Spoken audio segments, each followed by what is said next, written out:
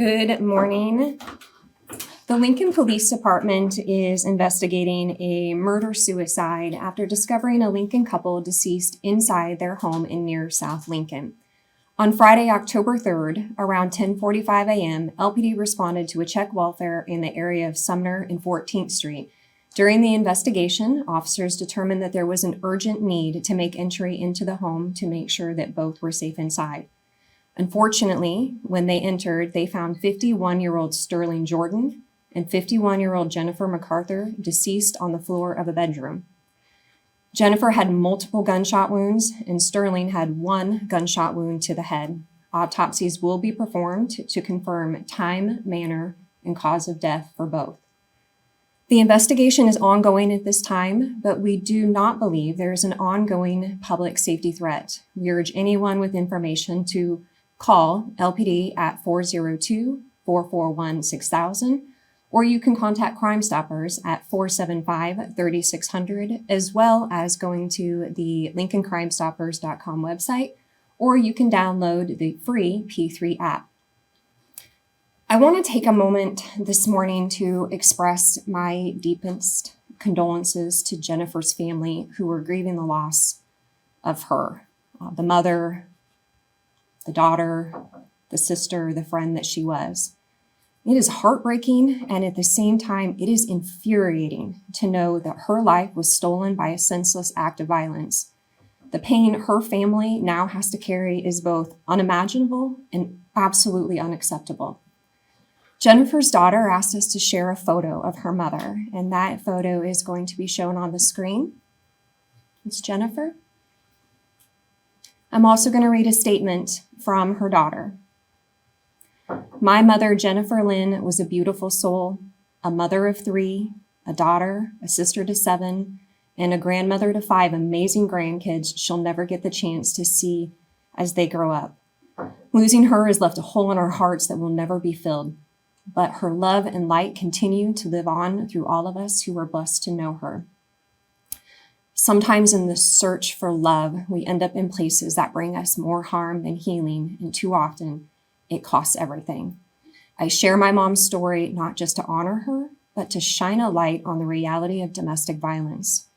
If her story can help even one woman find the strength to lead before it's too late, then her memory will continue to protect and inspire others. Tragically, in 2025 alone, 3 women in Lincoln have lost their lives in murder-suicides, and several more survivors have suffered severe injuries as a result of domestic violence. These are not isolated incidents, and they reflect a painful and urgent truth. Violence at the home, often behind closed doors, must stop. Domestic violence is not a private matter. It's a crime, and it is never acceptable. It's an act of power and control, and victims are never to blame for the harm inflicted upon them. No one asks for it, no one provokes it, and no one deserves it. The responsibility for violence always lies with the offender. At the Lincoln Police Department, we remain steadfast in our commitment to holding offenders accountable and supporting survivors. Our duty is not only to respond, but to protect and ensure that every survivor feels safe coming forward. We recognize that decision to report the abuse is one of the hardest a person could ever make. It requires courage, and it requires trust with law enforcement. That's why we are committed to approaching every report of domestic violence with compassion, diligence, and professionalism. Our officers are dedicated to conducting thorough investigations, supporting survivors, and connecting them to resources. We are also committed to seeking justice and holding offenders accountable. October is Domestic Violence Awareness Month, so we want to spend some time this morning sharing about the resources available to survivors and highlighting our community partners. On our homepage, that will also show on the screen for you, is a list of the resources that serve those in crisis who are seeking a protection order, need shelter, or legal services. Our Victim Assistance Unit, led by Manager Beth McQueen, can help you file a protection order and support you through the legal process. Her team has remained extremely busy throughout the year with requests for assistance. The Special Victims Unit is now led by Lieutenant Michelle Yoakum. And we have a dedicated domestic violence coordinator who reviews all domestic-related calls for service daily and assists with follow-up and risk assessment. We also have a new domestic violence investigator that was added in January of 2024 in response to the need in our community. Julia is also reviewing reports and looking to connect survivors with resources in our community and assist with training, working with the victims, answering questions, honestly, just to walk them through the process. As we continue to grow, we are looking at other areas within our department that we can dedicate resources to continue to eradicate domestic violence within our community. Those that I've mentioned, Investigator Lynette Russell and Investigator Julia Sandman, as well as Lieutenant Michelle Yoakum, are dedicated to working with survivors. The partners that we work with, one of those that I mentioned, actually both are here. And first, I'm going to start with Natalie Roberts-Day with Voices of Hope. I'm going to ask her to come up and share about how we connect, interact, and the resources that they have available to serve survivors in our community. Natalie?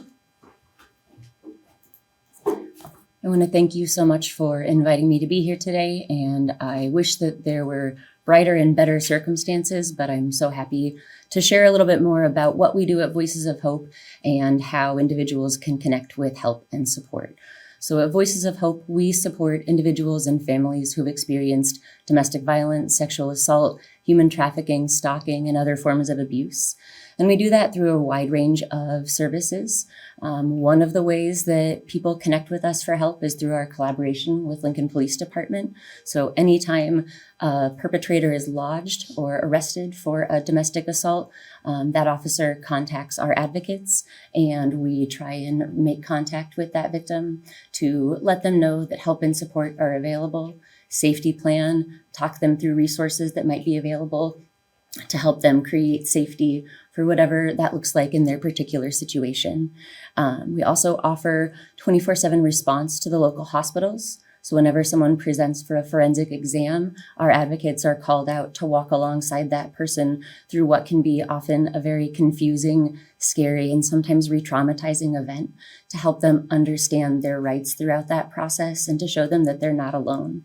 We also provide court accompaniment and a 24/7 crisis line. So whenever someone needs help or support, whether it is because they are actively in an unsafe situation, or maybe they are remembering something that happened 20 years later and it's 2 a.m. and they don't know why, but they just need to talk to someone because they feel like they're going crazy, our crisis line is available 24/7.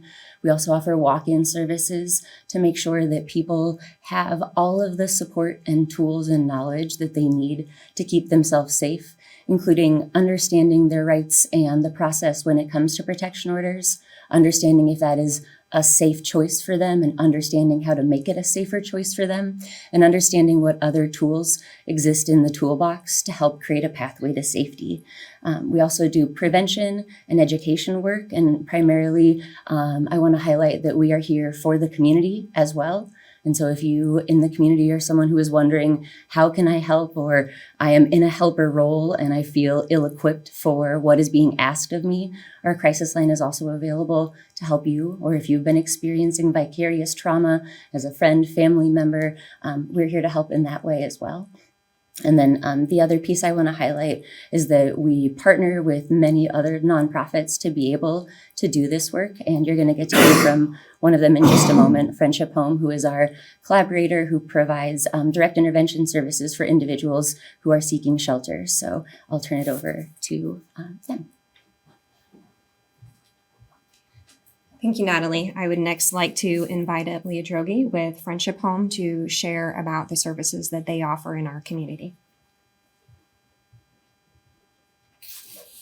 Thank you, and thank you for the opportunity to be here this morning. As Natalie and Chief Morrow have alluded to, we are the shelter provider here in Lincoln and Lancaster County. We provide emergency shelter both in a communal setting as well as single-family apartments, transitional housing, which is long-term support, as well as rapid rehousing, which is where survivors lease their own apartments in the community. And for all of those pieces, we provide supportive services that are wraparound That's case management, children's advocacy. We've seen over the last several years an increase in the number of people we're serving. On average, 167 people a day are residing with us in shelter or housing services. That number has tripled in the last 10 years. So we are very fortunate to be in a community where our law enforcement partners and our crisis service partners are really walking hand in hand. We know that domestic violence is heartbreaking. The situation is something that I didn't want to be here today speaking about. So our hearts are heavy, but I would say our resolve is unwavering, and we remain committed to providing services for survivors in our community. Thank you.